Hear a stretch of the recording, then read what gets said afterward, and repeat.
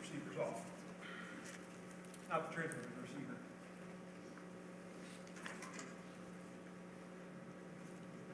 Fire on.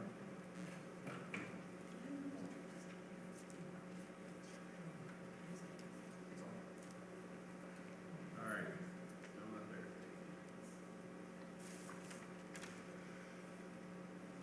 Maybe? No? There it is. All right. Well, welcome. As you can see, I'm not David. He's gone somewhere. Don't know where. Out of town. Something. So, welcome to everybody. Got to admit, this was a little challenging for me, more than normal. I'm really struggling with my emotional roller coaster that I'm on. Every 10 minutes or so, I feel like I go through a panic attack, but it's all good. It's all good. We've been going through a lot. This morning, the fridge stopped working, so that's appropriate. We had an air conditioner go out last week, and Peyton had the accident in the car. So we've had quite a couple of weeks. Those are all good things, adding to my other good news that I got. So anyway, tonight we're going to be in 2 Kings chapter 24. We're going to start around verse 10, and I'm going to do a little bit of, I know David really kind of bumped through these last several kings pretty quickly, and I'm going to do a little bit of review on that and kind of come through the conclusion of 2 Kings, and we'll touch on just the end of 2 Chronicles as well. which also touches on this similar topics, which is essentially the ultimate destruction of Judah, taken into captivity, and destruction of Jerusalem. So that's what we'll talk about tonight. This is the last class of the quarter. So starting Sunday, we will be in new classes. So if you come back to the auditorium, we will be talking about some other topic. I'm not sure what, but it won't be 2 Kings and 2 Chronicles. Okay, let's start by going to God in prayer. Steve, if you don't mind, would you lead us in a word of prayer? Dear loving God, thank you for this time that we can be together. Open up your word and learn more about the kings of old, mistakes they made. You do all this, still a good God, a merciful God, same God you are to us. We're chasing and leading our discussion. Let's be with all our classes that are assumed in at this time. Let's call this in your son's name. Amen. All right. Okay, so let's just briefly figure out where we were. We spent a lot of time talking about King Josiah. If you remember, he went through the reform. He led all the reforms. You remember his demise came about. We talked about that on Sunday. It came about when he decided not to let Pharaoh Necho come through. Instead, he said no, and Necho tried to indicate to him, this is a message from God. Josiah stood up against that, and Josiah disguised himself, went into battle, and then, of course, he lost his life and was killed in that battle.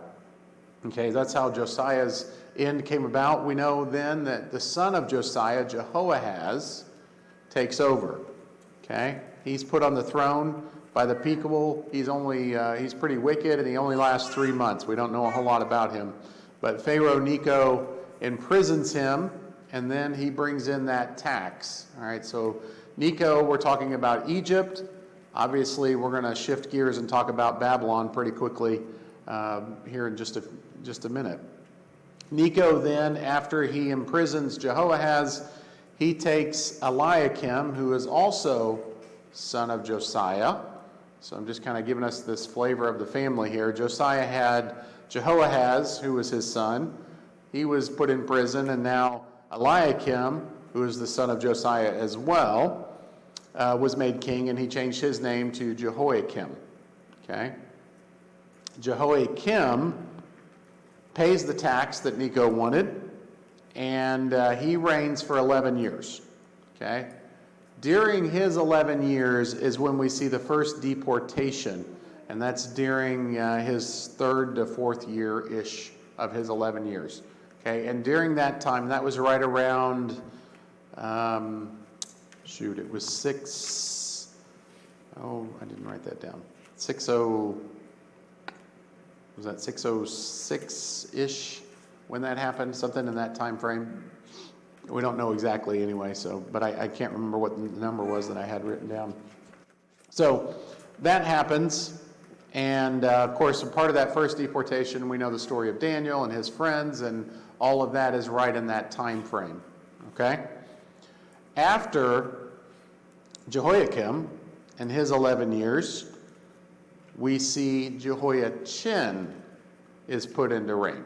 Okay, so Jehoiachin is Jehoiakim's son. Okay, so we had Jehoahaz and we had Jehoiakim. They were brothers and both sons of Josiah. Now we have Jehoiakim's son, Jehoiachin. Okay, I love how God puts these names that are so similar all right here in the same story. We could have put those maybe in other places. Okay, so Jehoiachin is important in the grand scheme of things because obviously he will be the last descendant from David to reign on the throne.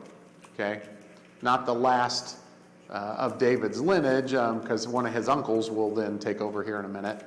But Jehoiachin will be obviously the furthest down the chain, okay? And Jesus will then come through the lineage of Jehoiachin, all right? Now, so Jehoiachin becomes king, and remember, I don't know, we didn't really talk about this, but it says in 2 Kings that he was 18 years old. In 2 Chronicles, it says he was 8 years old. I personally think he was 18. The reason I do is because in 2 Kings, it also tells us that they took his wives. And that doesn't make a lot of sense to me that he would be 8 years old and have wives. But I don't know. But we know he only reigned 3 months, and he did do evil in the sight of the Lord. Okay, so we know Jehoiachin is when Babylon's going to come back in, and we'll get to that in just a second. So I want to start by talking about a little bit of some of the passages that talk about why God is sending Judah and putting them into captivity. Okay? So let's turn over and look at a few passages, if I could get some volunteers to read. Could somebody turn to Psalm 106? I'd like to read verses 34 through 43. Can I get a volunteer for that?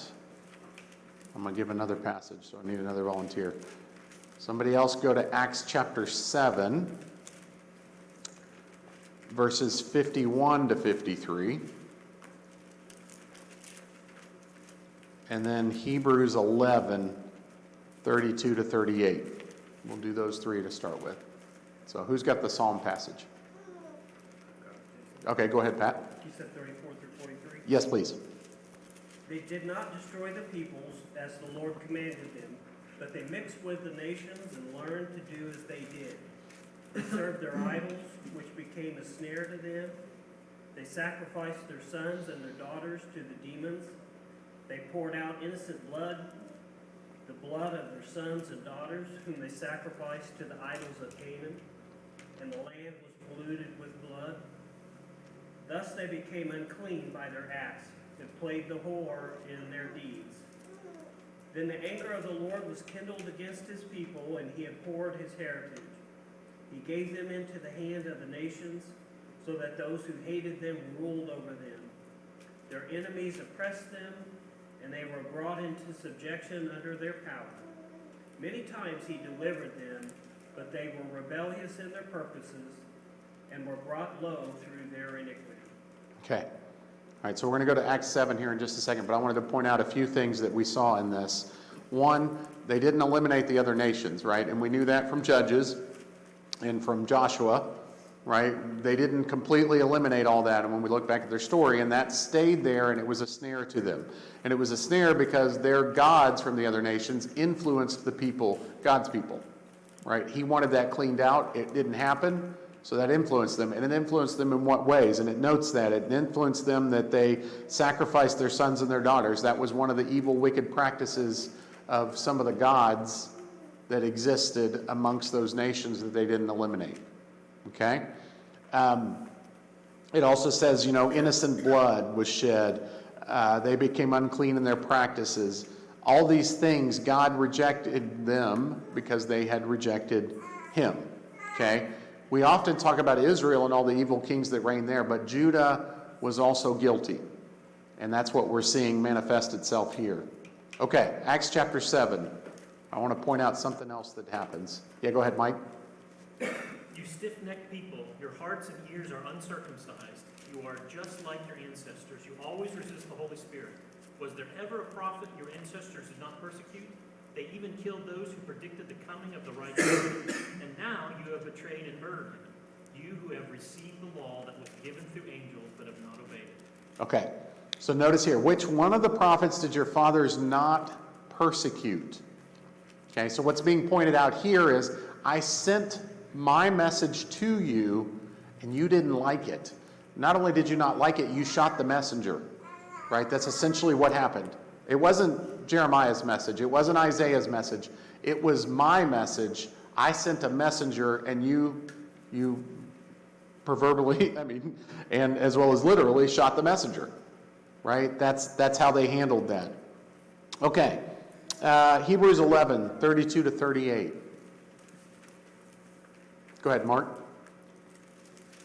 And what more shall I say, for time would fail me to tell Gideon, Barak, Samson, Jephthah, of David, and Samuel, and the prophets, who through faith conquered kingdoms, enforced justice, obtained promises, stopped the mouths of lions, quenched the power of fire, escaped the edge of the sword, were made strong out of weakness, became mighty in war, put foreign armies to flight. How far did you say? 38. Women received back their dead by resurrection. Some were tortured, refusing to accept release so that they might rise again to a better life. Others suffered mocking and flogging and even chains and imprisonment. They were stoned, they were sawn in two, they were killed with the sword. They went about in skins of sheep and goats, destitute, afflicted, mistreated, of whom the world was not worthy, wandering about in deserts and mountains and in dens and caves of the earth. Okay, so notice here we get a little more specifics around how these good people that God says his children were not worthy of came and how they were treated. Notice what it says, right? They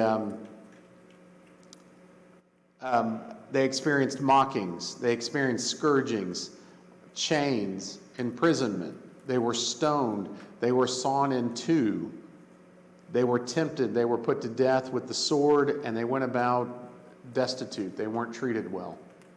Okay? God is calling back and reflecting on a time when these really, really good people that he had and he had sent were not treated well. Okay? And that's what he's reminding them of. All right, now let's switch over to 2 Chronicles chapter 36, verses 14 to 17, and I'll just read this real quickly to draw some of the connections. So this is now getting into the context specifically of what God is saying about why this is all going on. Verse 14, he says, "Furthermore, all the officials of the priests and the people were very unfaithful, following all the abominations of the nations." That's what we saw in Psalms. "And they defiled the house of the Lord, which he had sanctified in Jerusalem." Okay, we see a lot of that in Ezekiel, right, where he talks about how they defiled God's house that was where he was dwelling. "The Lord, the God of our fathers, sent word to them again and again by his messengers." These are those good people that he kept sending to them, "because he had compassion on his people and on his dwelling place. But they continually mocked the messengers of God, despised his words, and scoffed at his prophets, until the wrath of the Lord arose against his people, until there was no remedy. Therefore he brought up against them the king of the Chaldeans," Babylonians, "who slew their young men with the sword in the house of their sanctuary, and has no compassion on young man or virgin, old man or infirm. He gave them all into his hand." Okay, so let's just mention here, who are the prophets that Judah had during this time? We had Isaiah, we had Micah, we had Nahum, we had Zephaniah, we had Habakkuk, Jeremiah, Daniel, and Ezekiel. They're all around this timing. Okay? We know the suffering that Jeremiah went through. That's pretty documented. We know that they didn't listen to him. We know that there were other prophets that Jeremiah talks about that were even killed.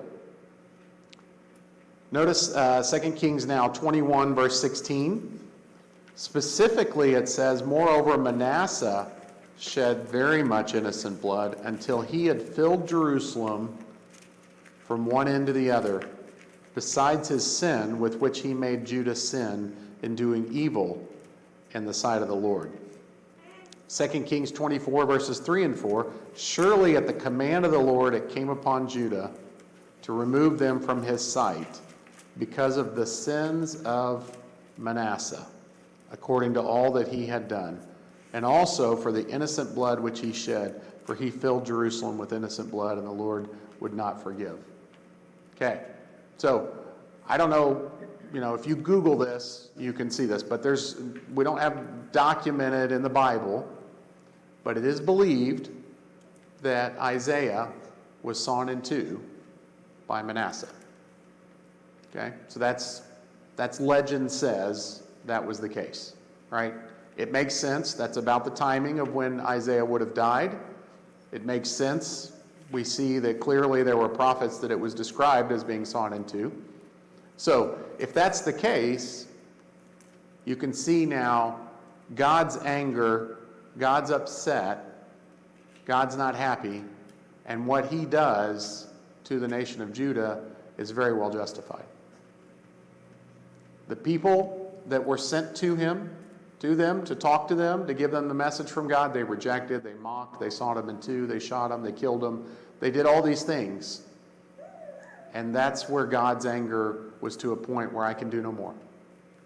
You're not listening, you're not willing to hear me. I remember, and I'm sure that you're all thinking about this story too, the story that Jesus tells, the parable, right? Where the vineyard and the vineyard owner, and he sends his messenger, and they kill him. And then they send another one, and they kill him. And they send another one, and they kill him. And he says, I'm going to send my son. And we know how that turns out. And he's obviously prophesying of the things that are to come. So, wanted to share a little bit of those passages and talk just to get our head around this is where God's mindset is as he's allowing the Babylonians to come in and take Judah into captivity and to ultimately destroy Jerusalem. Okay, thoughts, comments? Yeah, Mike? You know, when we were talking about Josiah, we're just past Josiah 20 years. And the heart of the people obviously was not the same heart that Josiah had. They turned back to everything that was taken out by Josiah. If you look at Ezekiel's account of it, they had every one of those things back in there. They were right there in the temple. Yep. All the idols and things. It talks about the alders of Israel doing things in the darkness in Ezekiel's time. Jeremiah talks about all of the idolatry that was going on.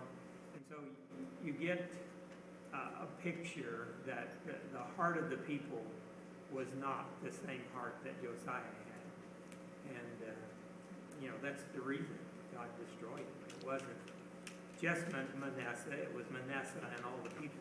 Oh, absolutely. Absolutely, yeah.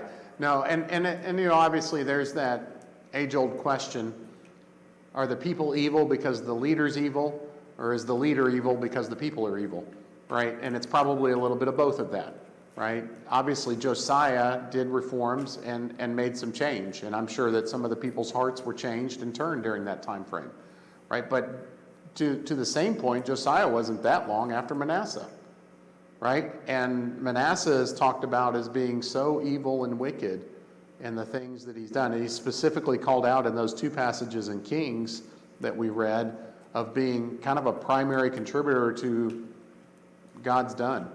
That's the end. We're done.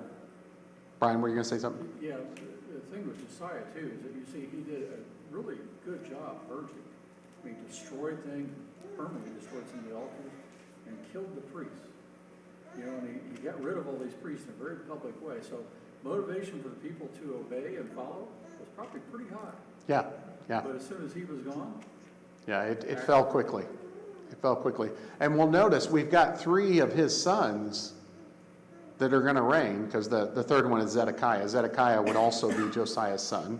He's referred to as the uncle of Jehoiachin, so that would be a brother of his father, which was Jehoiakim, right? And Jehoiakim was a son of Josiah. So that would make sense that, unless it's on mom's side, but I think that's the right, that the 3 were sons of Josiah. So I think there's also some of God, even though obviously Josiah was gone at this point, but I think there's some of God blessing Josiah's family by giving him so much time on the throne because of his reforms in his heart. Okay, good. Anything else there? Yeah, please. You just wonder why, though, when Josiah died, why was his son, both his sons, why were they so evil, doing evil? Because they had the example, they saw the prosperity that was during his time. It just doesn't, it's hard to wrap your mind around, because they had the same history books that we have. They've got probably more elaborate writings about the previous kings and their dealings with God and I just kind of, I think that's what's always so frustrating about reading Judges and First and Second Kings, First and Second Chronicles, is just, nobody learned a lesson from even one generation before them. Well, and I think that, just like in today's world, none of this is black and white. We do recognize Josiah's demise there at the end was because of what I perceive as being pretty foolish decision-making and not seeking the counsel of God, right? So did Josiah do some good things and then start to drift away himself? I don't know. I mean, he's described as good, right? He gets a smiley face in our books, but that's because of the good things that he did. But that doesn't mean that he didn't have some missteps too. And his kids, maybe he didn't take care of them right. Maybe they were left to their own. Maybe they were raised by other people who had different opinions and gave bad counsel. I mean, there's a lot of reasons why those things can happen the way they do. And you're also talking about powerful, influential people that it's so easy to be pulled away. It's so easy. So, yeah, I don't know. And I don't think we don't have the answer to all of that, other than to say, I think the real answer is wholeheartedly seek God and keep ourselves focused on that. And when we do that, that's our best chance at being pleasing to Him, right? I just don't see us. I think that's where all of these missteps occur, is they're distracted away and they lost focus on God. And obviously that led them down the wrong path and led them to their demise, ultimately. And those things were there for many, many years. So to fully get rid of them is probably very difficult, even through one generation. They can come back. He's not alone. Samuel, David. Oh, no, absolutely. Yeah, there's, you could pick on any of the kings that had a smiley face, and they're going to have missteps and misdeeds, right? That were, I mean, David had some pretty significant ones. His kids were not exactly golden children. They definitely had missteps. Okay. Yeah, Brian? I think one other thing we've got to do is that this is a nation on a major trade route, right? Everything goes through this way from the north to the south to Egypt. And so what we think about, okay, the land was purged, all the nations around them were not purged. And it's just a matter of, like, if you want it, it's available. You can find it, and they can bring it back in. It's no different today, people's behavior. If you want it, you can go find it. Yeah. Well, and the land was never purged fully, right? That's part of what he calls out, right? They did not fully purge the land like they were supposed to. And even though Josiah led reform, those remnants of what wasn't purged is still there. And that's obviously how this comes back so quickly. It's just never gone. Okay, let's shift gears. Let's look at 2 Kings 24. We're going to begin in verse 10. So we're going to look at first 10 verse 10 through 20 here. So at that time, servants of Nebuchadnezzar, king of Babylon, went up to Jerusalem and the city came under siege. So what was at that time? So this was about 3 months into Jehoiachin's reign. That's where we left off on Sunday. Jehoiachin had been reigning for about 3 months. At that time, Nebuchadnezzar decides, I'm done. I'm going to come in and I'm going to lay siege to the city. So this was around 597. No. Yes, maybe. 597. So it was around 597 when this occurs. And at that time, verse 11, it says, and Nebuchadnezzar, the king of Babylon, came to the city while his servants were besieging it. Jehoiachin, king of Judah, went out to the king of Babylon, he and his mother, which is interesting, right? So she's coming out with him. So obviously, I think that indicates that she's a pretty big advisor in his camp and what's going on. And his servants and his captains and his officials. So the king of Babylon took him captive in the 8th year of his reign, and that would be the 8th year of Nebuchadnezzar's reign. Okay, obviously, Jehoiachin only reigned for 3 months, so we're not talking about his reign, it's Nebuchadnezzar's reign. The timing gets a little confusing because it's going to jump back and forth. Verse 13, he says, he carried out from there all the treasures, the house of the Lord, and the treasures of the king's house, and cut into pieces all the vessels of gold which Solomon, king of Israel, had made in the temple of the Lord, just as the Lord had said. And then he led away into exile all Jerusalem, and all the captains, and all the mighty men of valor, 10,000 captives, and all the craftsmen and the smiths. None remained except the poorest people of the land. Okay, so we see here, this is what we often refer to as the second deportation from Judah to Babylon, right? And remember in the first, which was about 9 years or so earlier, they took Daniel and his friends, and we read that story in the early part of Daniel. Now, who's in this camp? Ezekiel would be in this group, okay? And I'll just tell you, I don't know if, I'm pretty sure we're probably not studying Ezekiel next quarter.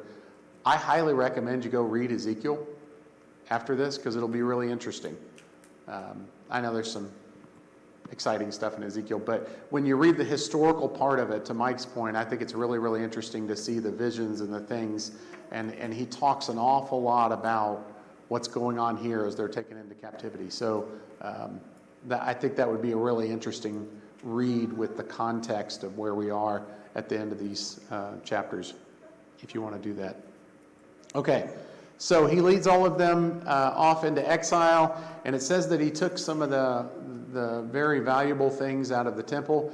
What I find interesting here is that I'm surprised there's anything valuable left. Right? I would have thought that was all pilfered a long time ago. So it's kind of interesting that they still had something left. I mean, with all of the Egyptians and all the things that had gone on through these years from when Solomon built all that, I would have expected they had already taken most everything of value. But apparently there were still some things that were left. So they took the things that were left. Brian?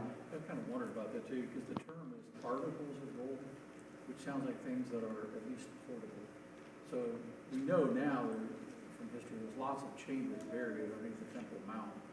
So it could be that they had ways of hiding certain things, but they couldn't hide everything. Because it was ransacked several times. So. Well, several of the things they talk about here were not hideable, right? I mean, they're really, really big. Like the, I don't remember where it talks about all those things. I think it's a little later on. We'll see that, but they're not small. So but they broke. What they did is they broke them up and they took the bronze and the gold and the precious metals. They didn't keep them as they were built. They were just in there to get the resources, so to speak. We see here, verse 15, he said, so he led Jehoiachin away into exile, also the king's mother and the king's wives. So there's where his wives are noted. All right, so that makes more sense to me that he would have been 18 and not 8, but I don't know. They did weird stuff, so maybe 8-year-olds had wives. I don't know. And his officials and the leading men of the land, he led away into exile from Jerusalem to Babylon. All these men were also taken away, craftsmen, the smiths, all strong and fit for war. And these the king of Babylon brought into exile to Babylon. Verse 17, he says, then the king of Babylon made his uncle Mattaniah. So his uncle would be obviously, I suspect that's his dad's brother, in his place, and changed his name to Zedekiah. So that, if we're keeping track, that would be the third son of Josiah to be on the throne. And then Jehoiachin would have been a grandson. But we know that Jesus comes from the lineage of Jehoiachin and not from the other two. Okay, so Jehoiakim and Jehoiachin were the lineage that Jesus comes from. All right, Zedekiah was 21 years old in verse 18 when he became king, and he reigned 11 years in Jerusalem. And his mother's name was Hamutal, the daughter of Jeremiah of Libnah. He did evil in the sight of the Lord according to all that Jehoiakim had done. For through the anger of the... Verse 20 is interesting, and I'd be curious to know how some of the other translations, I didn't do research on that. But in the New American Standard, it reads kind of odd. It says this, it says, for through the anger of the Lord this came about in Jerusalem and Judah until he cast them out from his presence. So I'm assuming this came about, meaning the captivity and the ultimate destruction. He goes on to say, and Zedekiah rebelled against the king of Babylon. So part of this process was that Zedekiah is not being faithful to the king of Babylon. And there's a little more to that story that we're going to see here as we get into 25, whenever Nebuchadnezzar eventually goes into Jerusalem and takes him down. But he was allowed to reign 11 years. Okay, so notice, so do the math there. The Babylonians have sieged the city, and they allow him to stay there for 11 years under siege. Okay? So that's how this historically is playing itself out. All right, any thoughts there through verse 20, through the end of chapter 24? All right, I'm going to keep rolling, or we won't get through 25. Beginning in verse 1, it says, now in the 9th year of his reign, so this is the 9th year of Nebuchadnezzar's reign, and it says on the 10th day of the 10th month, Nebuchadnezzar, king of Babylon, came, he and all his army, against Jerusalem, camped against it, and built the siege wall all around it. Okay, so this is ultimately the same timing as what we were just talking about when we put Zedekiah in place, where it says it was the 8th year. So there must have been several months going on in this timing. Verse 2, he says, so the city was under siege until the 11th year of King Zedekiah. See how he switched there? The 9th year of Nebuchadnezzar and the 11th year of Zedekiah. Okay, so Zedekiah was put into place around the 8th or 9th year of Nebuchadnezzar, and he was allowed to be there for 11 years. On the 9th day of the 4th month, the famine was so severe in the city that there was no food for the people of the land. All right, so why is it severe? It's because it's under siege. So that means that they're not able to get things in and out. They're not able to have trade. They're not able to, so they've been living for 11 years on what they had in the city, right? And they're surrounded by the Babylonian army, so they can't, they're just hiding in the city, sitting ducks, so to speak. Well, now they've eaten everything they could eat, and the famine got very, very severe. Verse 4, it says, then the city was broken into. All right, so Babylonians are now coming in, and all the men of war fled by night by way of the gate. So now they're leaving, they're fleeing the city, the men of war and the king, between the two walls beside the king's garden, though the Chaldeans were all around the city, and they went by way of Arabah. But the army of the Chaldeans pursued them, the king, and overtook him in the plains of Jericho, and all his army was scattered from him. So Zedekiah was taken captive, and all of his army fled, and they let them go. They captured the king, verse 6 of chapter 25, and they brought him to the king of Babylon at Riblah. And the king of Babylon passed his sentence on him. This is quite the sentence. The sentence is that they slaughtered the sons of Zedekiah before Zedekiah's eyes. So he had to watch them kill his sons. Then they put his eyes out. So that's his last memory. That's his last vision, is seeing his children killed by the king Nebuchadnezzar. Pretty heartless, Nebuchadnezzar is. Or I assume it's Nebuchadnezzar, king of Babylon. Yeah. Right? It's pretty heartless what he does to him here. They put out his eyes, and they bind him with bronze fetters, and they bring him back to Babylon. All right, so that's the end of Zedekiah. Now, what happens in Jerusalem? So as we continue on here, verse 8, on the 7th day of the 5th month, which was the 19th year of King Nebuchadnezzar. All right, so doing the math, he started the siege around the 8th or 9th year of Nebuchadnezzar.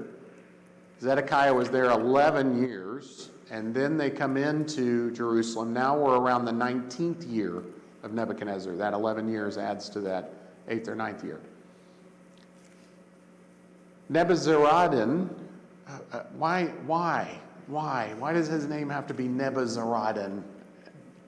Nebuzaradan, who is the captain of Nebuchadnezzar's army,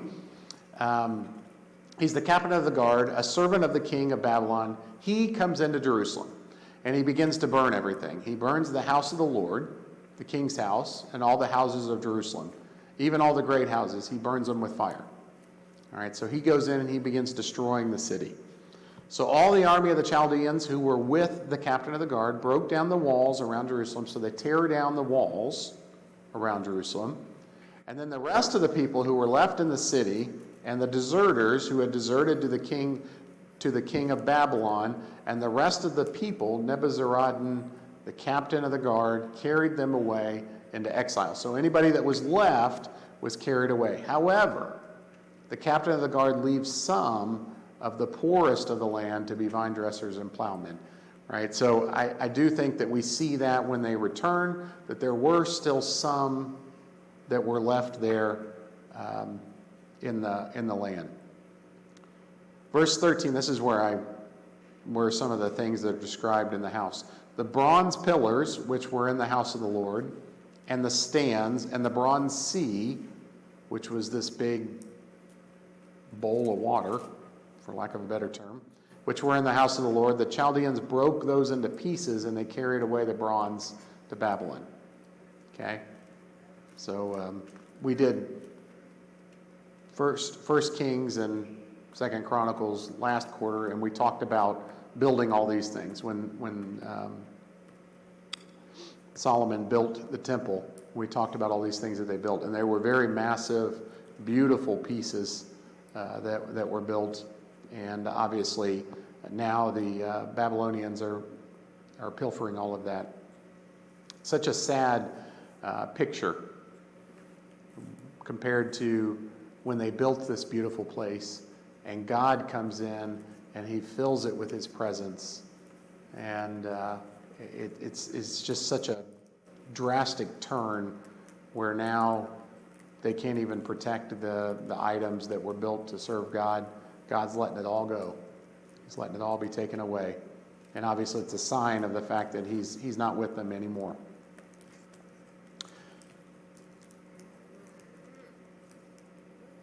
Okay, so back down in verse 13, the bronze sea, the house of the Lord, Chaldeans broke all that.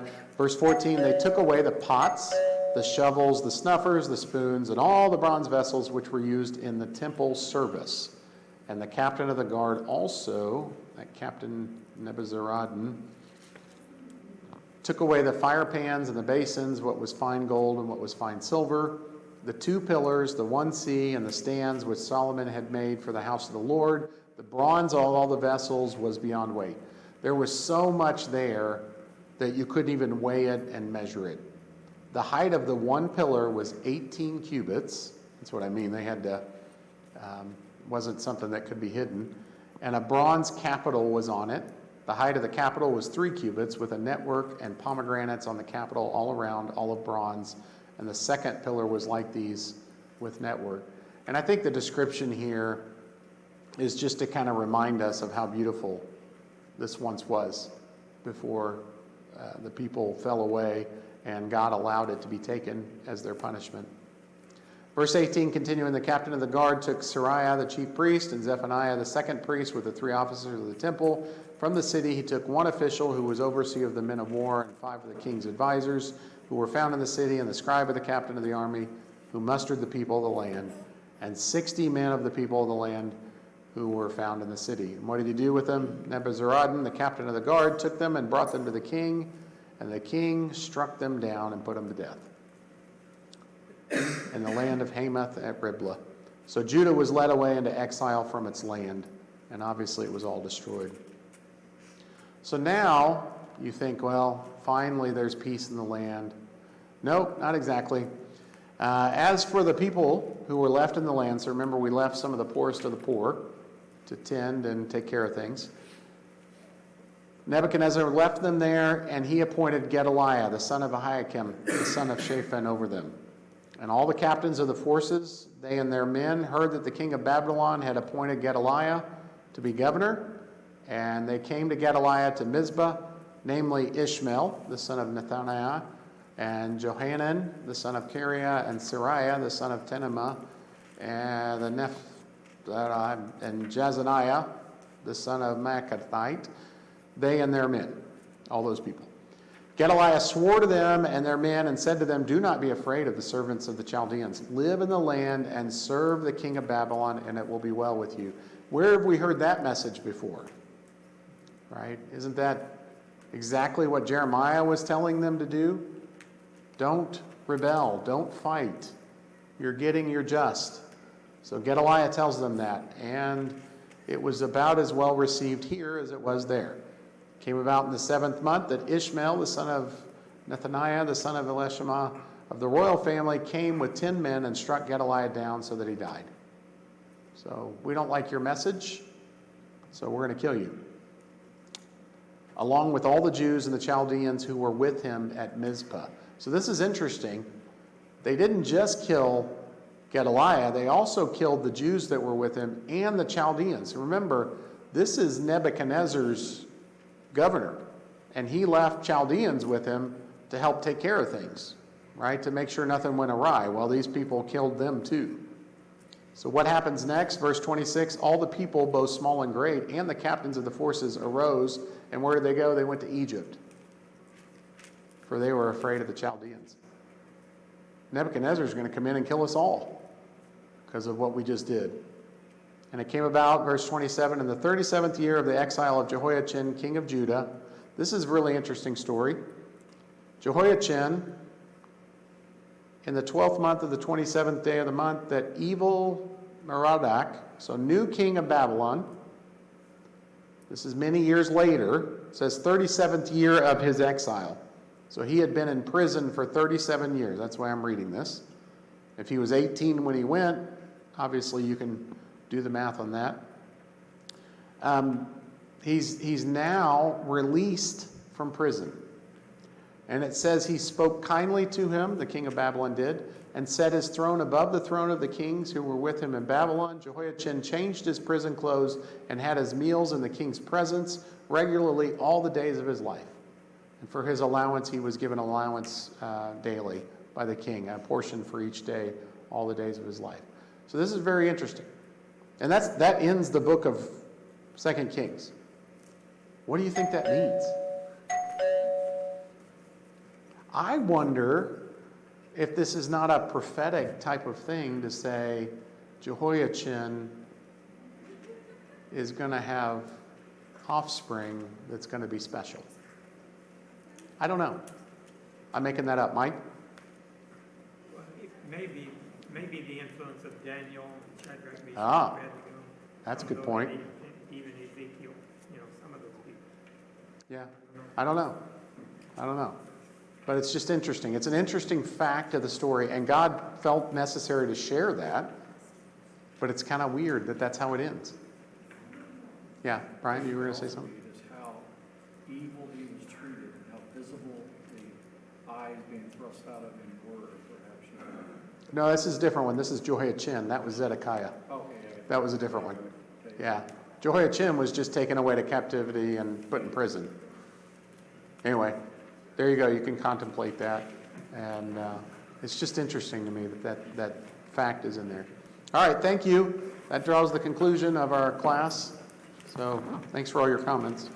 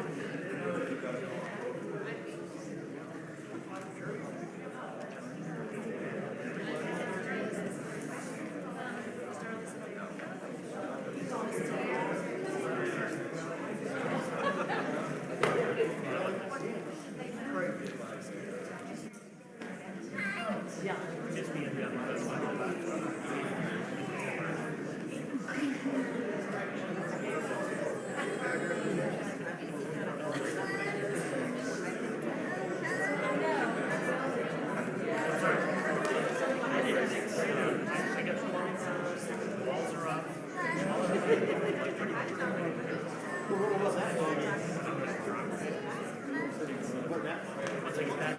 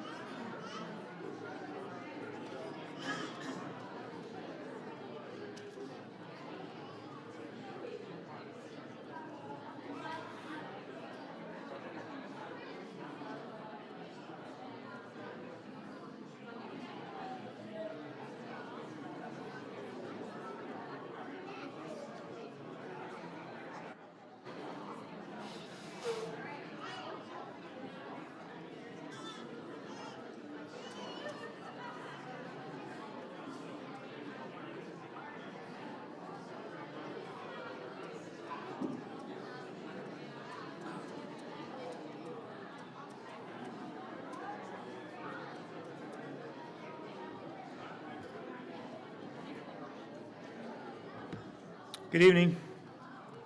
Give everyone just a minute to get to their seats before we begin our worship portion of our service.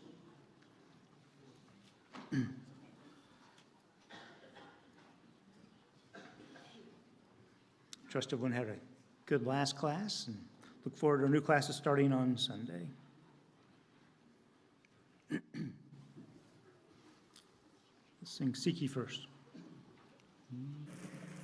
Seek ye first the kingdom of God and his righteousness,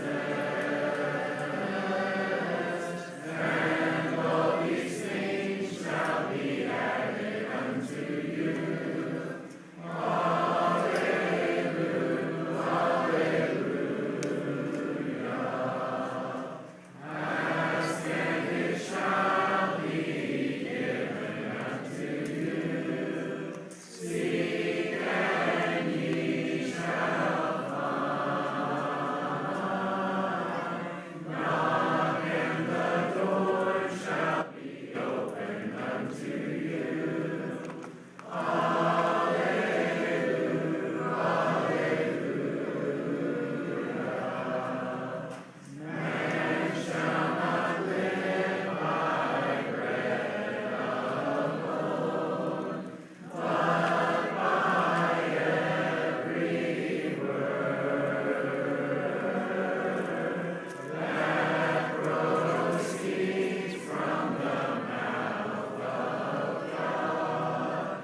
Alleluia, alleluia.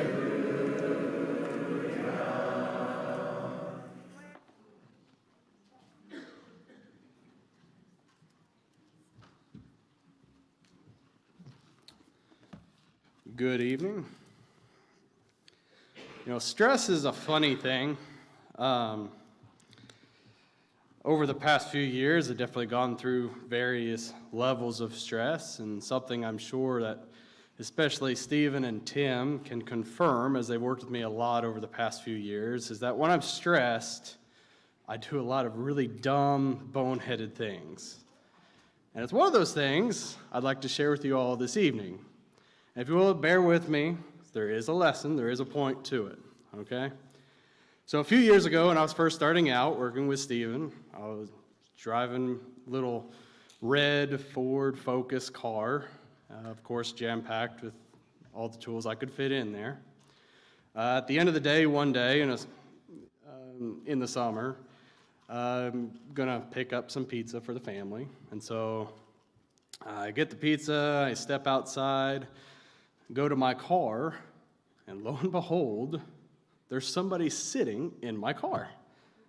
And I don't really know why, I got really upset and like really angry, just like thinking in my head, like, the nerve of this guy. Like, you know, I could understand if you're trying to steal tools, okay, well, my fault, I didn't lock it, but like, to just sit in my seat, make yourself at home, like you own the place, and so stressed out Paul Kane conflict resolution 101 starts kicking in, and I immediately start thinking, how do I get this individual out of my vehicle? And so I'm assessing the situation. I'm like, I can't really just swing open the door and drag him out because parked right next to somebody, the door's gonna slam into their vehicle, okay. He's got my window rolled down. Okay, that can work. Okay, I can pull him out through the window, okay. And then I look at him, I'm like, well, that won't work. He's not wearing a shirt, I don't have anything to grab onto. And then I look again, and I'm like, oh, he's got a long head of hair, so like I can grab him by the head and just drag him through the window. At this point, I realize that I'm still holding the pizza.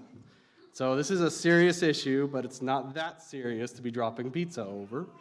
And so I set the pizza on top of the car, and right as I do, I kind of catch a glint of the sun off the car, and I'm kind of like, man, my red car looks pretty orange right there. And so my mind kind of goes into overdrive as I'm trying to figure out why this is.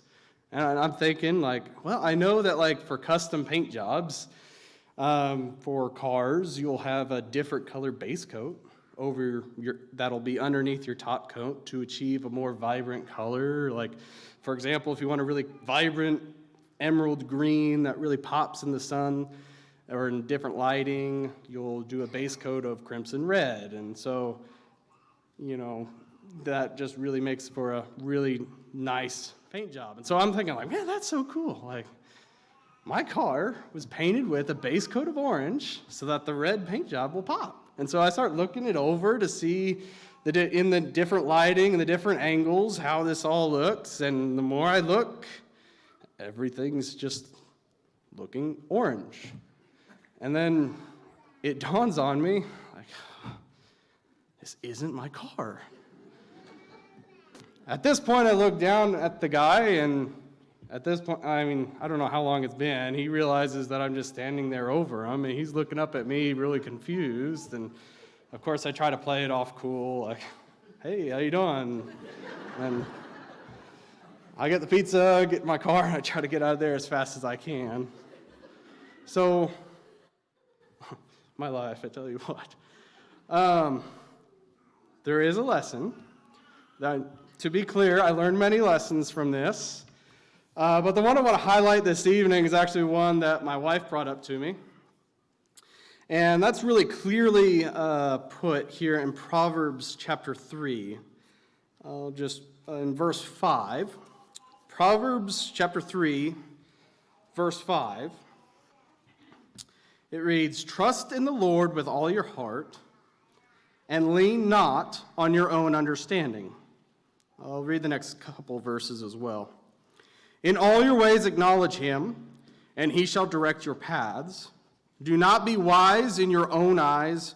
Fear the Lord. Depart from evil." Now that story that I told, well, it may be pretty goofy, and I'm sure on the very extreme side. I hope it helps to illustrate and to point out that our own understanding, that understanding we lean so often upon, is so very often so very wrong. So wrong, in fact, that it's arguably the primary way or the primary means by which the devil goes about trying to tempt us to sin or to lead us away from God. Well, please turn with me to Genesis chapter 3. I just want to briefly look at how Satan goes about tempting Eve. And if we'll just think a little bit outside the box to start with, and just appreciate how difficult of a task Satan has in front of him. He's trying to tempt Adam and Eve to sin. Okay. We often talk about being in bad situations and how that increases temptations and opportunities to sin. Think a little bit about the situation Adam and Eve are in. They are in what you arguably could consider to be the perfect, most pristine conditions. They have been directly created by God. They interact with Him, what seemingly on a regularly common basis, face to face with God. They are literally living in the Garden of Eden. So how is he going to go about bringing them to sin? Well, starting in verse 1, we'll see how this plays out. Now the serpent was more cunning than any beast of the field which the Lord God had made. And he said to the woman, has God indeed said, you shall not eat of every tree of the garden? And the woman said to the serpent, we may eat of the fruit of the trees of the garden, but of the fruit of the tree which is in the midst of the garden, God has said, you shall not eat it, nor shall you touch it, lest you die. We'll stop there for a second. So the serpent confronts Eve and asks her a question, and she seems to respond in what seems to be the perfect way. God has said, you shall not touch it, lest you die. God is in the forefront of her mind as she answers. It kind of reminds you a little bit of Jesus as he's responding to the devil being tempted in the wilderness. It is written, it is written. And so things seem to be good, right? Let's pay attention to how the devil tries to work at this. Verses 4 and 5. Then the serpent said to the woman, you will surely not die, for God knows that in the day you eat of it, your eyes will be opened, and you will be like God, knowing good and evil. So Satan begins this process of dressing God down in Eve's mind, of eliminating God from the picture, and he succeeds. In verse 6, we see what it's like when God is no longer in the picture, and Eve is just, as we pointed out before, leaning on her own understanding and what that means. Verse 6, so when the woman saw that the tree was good for food, that it was pleasant to the eyes, and a tree desirable to make one wise, she took of its fruit and ate. She gave also to her husband with her, and he ate. As soon as Eve jettisoned God from her mindset, and she just employed her own reasoning, her own thinking process, that was it. One short little verse explains it all. Because, hey, according to her thinking, it didn't make any sense to not eat of this fruit. Again, our own understanding is so very often so very wrong. So this evening, there's an opportunity. If you haven't become a Christian, if you haven't accepted God into your life, now's the opportunity to align yourself with Him and His values, to not lean on your own understanding, but to instead trust in God and His guidance. And perhaps if someone's here who, like so many of us, try to figure it out ourselves and lean on our own understanding, and maybe, just maybe, reality slaps us upside the head like a brick, similar to what it did to me in that story. And we find that we're in a hole and that we've gotten ourselves in this bad situation we can't get out. There's only one way out, and that is through God. And so whatever the situation is, I hope that you come forward as we stand and as we sing.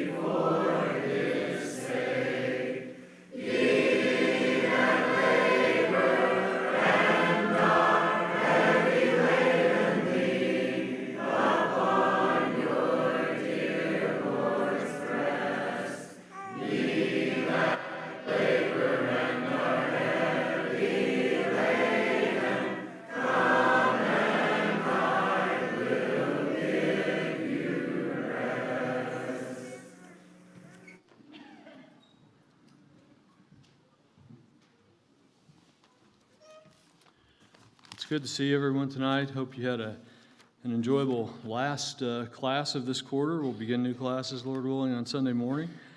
Paul, appreciate your thoughts tonight. I think I can safely say you're not the only one that's ever gone to the wrong car and not figured out why you can't get in. So some of us have done that. But I really appreciate the real thought of the lesson tonight.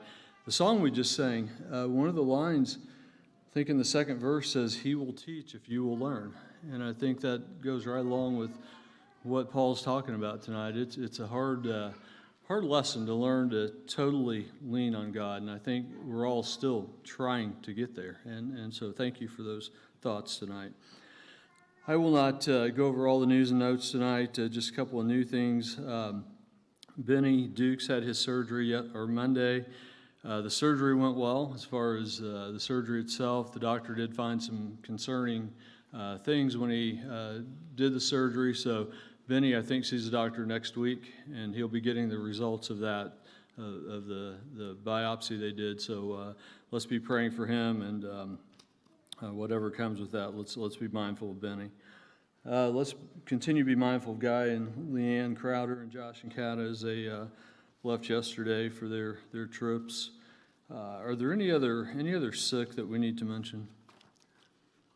If not, just a couple of other things, and we'll be dismissed for the night. Just a reminder, those of you that are teaching this next quarter, if you haven't picked up an attendance chart yet, please do that. It's on that round table in the back. Again, we will start our new classes on Sunday. Elias asked me to announce, and I will get these back to him so he can post these on the board, but they're going to be having a couple of singings coming up at their house, and Elias wanted all of you to know that you're all invited to those. I think the first one's this Saturday, and then another one in July, but I'll put that information on the backboard so all of you can see that. I think that's really all that I have to announce tonight. Are there any other announcements we need to make?